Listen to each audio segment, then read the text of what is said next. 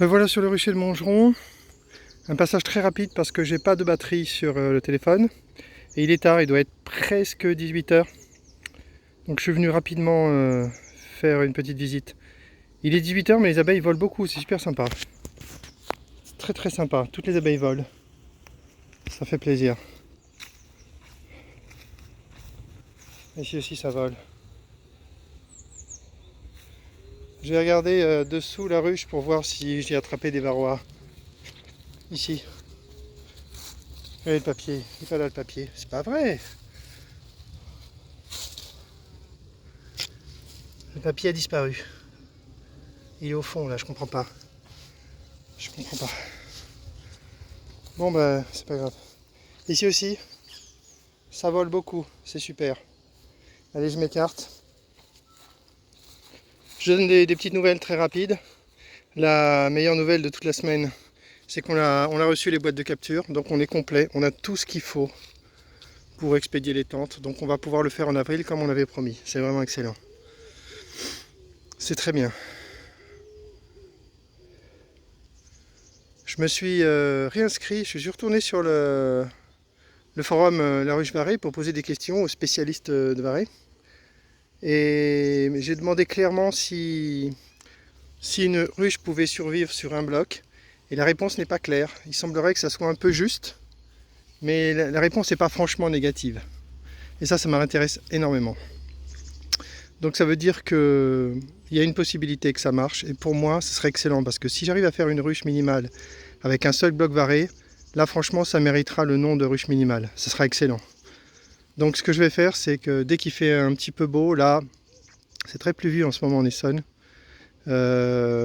Dès qu'il fait un peu beau, je vais couper en deux toutes ces ruches.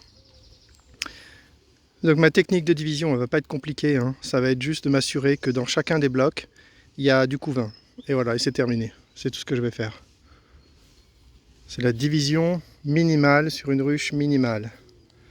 Et ensuite, j'aurais plus besoin de faire cette technique parce que si ça marche, il n'y aura toujours qu'un seul bloc dans les ruches minimales. Donc cette technique de division ne sera pas nécessaire. Bon, j'avais ouvert en haut. Je vais ouvrir ici aussi. Hop. Voilà. Bon, j'ai donné les nouvelles, hein. C'est bon. Si le téléphone s'arrête, ça ira, pas de problème.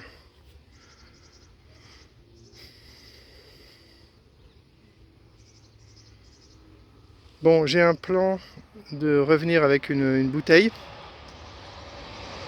d'eau, sans eau, peut-être une grosse bouteille, je verrai, de capturer les abeilles dedans et de tester le gaz carbonique in vitro, ce sera le cas de le dire.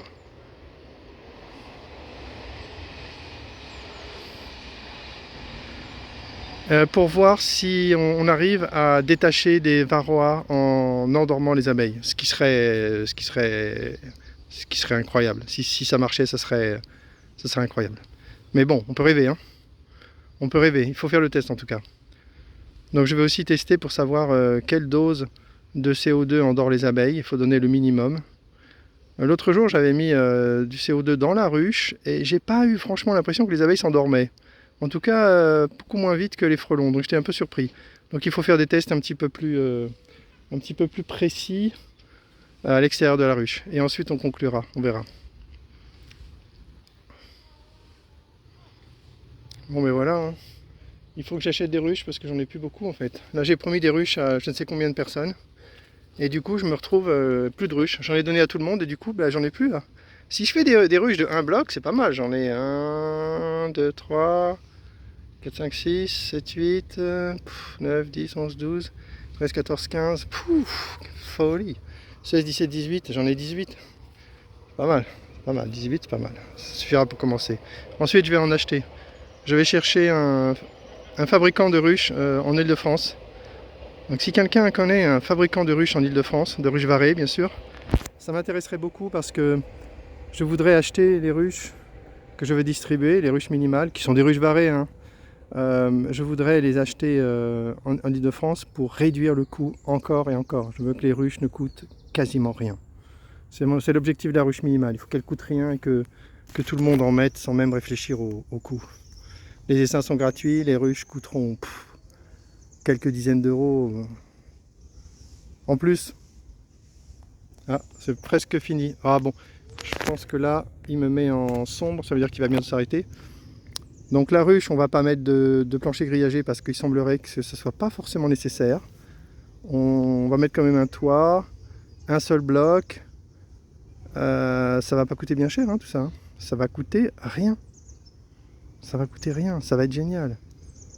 Les abeilles ne coûtent rien parce que notre credo c'est d'aller les chercher dans les essaimages. Ça va être génial. Oh, oh, bah alors, l'abeille qui me tape là, je suis même pas devant une ruche. Bon, je suis pas sûr qu'elle m'ait tapé. Ah, ça bouge, hein, là, les abeilles, ça vole, hein. C'est bien, hein.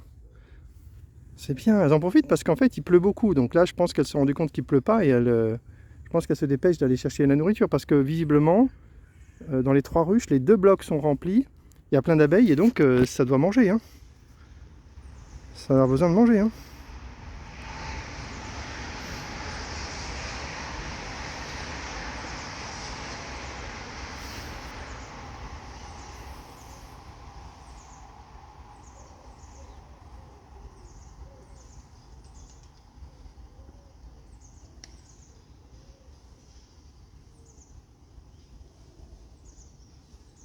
Et le pollen, la ronde du pollen aussi, c'est sympa. Tiens, j'avais un plancher avec un attrape-pollen, j'en avais 2, qu'on m'avait refilé pour pas cher. Un apiculteur désespéré qui avait tout revendu. Et je l'ai vendu sur le bon coin, il m'en reste une. Moi, attraper du pollen, c'est pas trop mon truc, hein. Je trouve ça sympa quand même, hein. Je trouve ça sympa d'attraper du pollen. Je pense que c'est un truc qu'on devrait peut-être travailler, ça. Attraper du pollen un peu, je trouve que c'est assez luxueux, quoi, d'avoir du pollen. Je sais pas trop à quoi ça sert. On peut le manger, d'ailleurs des vitamines, d'ailleurs des trucs intéressants dedans. Hop, hop, hop, hop. Ah, c'est bien, ces 3 ruches là, c'est sympa, hein. Franchement c'est sympa. C'est pas des grosses colonies l'année dernière, c'est pas possible. J'ai gardé que les petites colonies qui étaient vraiment pas terribles. C'était pas les plus petites, mais c'était pas des grosses colonies. Les colonies, je sais que je les ai données. Donc c'est quand même sympa d'avoir ces 3 colonies qui ont survécu. Chez Damien, bah, il a gardé un gros paquet de colonies, donc c'est génial. Ça veut dire qu'il commence à avoir des abeilles locales. Et ça, c'est carrément super bien. En plus, il a l'air motivé pour aller chercher des essaimages. Donc ça veut dire que là, on va faire des razzias, hein. On va récupérer des essaims autant qu'on veut, hein. Je suis sûr que d'ici 1 an ou 2, on saura plus quoi faire des essaims. Et on aura des essaims locaux. Et là, c'est le début de la reconquête, hein. Ça va être trop bien.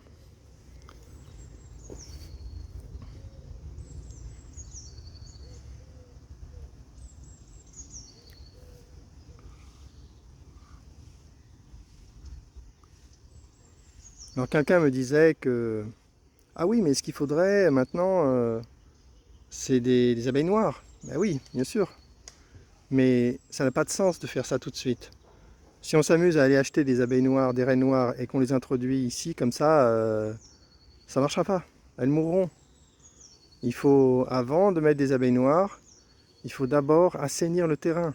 Ça veut dire créer un habitat, mettre des ruches minimales partout. Vide ou pleine, on s'en fout, c'est un habitat. Et mettre des abeilles qui survivent en hiver, et ensuite, on va mettre des abeilles noires qui vont se croiser avec ces abeilles locales, qui seront des hybrides bien sûr. Et petit à petit, on réintroduira la génétique locale. Et ça se fera naturellement. Et ensuite, les abeilles noires, normalement, devraient l'emporter au bout de quelques années, j'en sais rien. C'est pas très important. Mais remettre de l'abeille noire, c'est pas du tout la priorité. La priorité, c'est de recréer un habitat et d'avoir des abeilles locales, bien sûr. Oh purée, je viens de voir un truc passer là, je sais pas ce que c'est. C'était du gros. Bon, mais je crois que j'ai rien d'autre à dire, hein. Je crois que j'ai fini là, je suis content, j'ai fait ma petite course, je vais rentrer au pareil. Et là, toute la famille est archi motivée pour assembler des tentes et les expédier. Et là, on va se mettre à jour.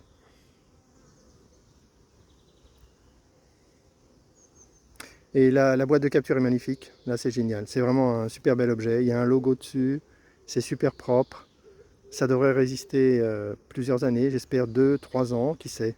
C'est du PET, normalement ça devrait tenir. C'est très solide, c'est du plastique épais. Franchement, c'est un bel objet, hein, c'est super. Il nous reste à mettre un logo sur la tente et on sera complet au niveau marketing. Mais on ne le fera pas sur les prochaines tentes. On n'a pas de logo sur les prochaines tentes. C'est pas grave, on a un logo sur la boîte de capture. Ça ira.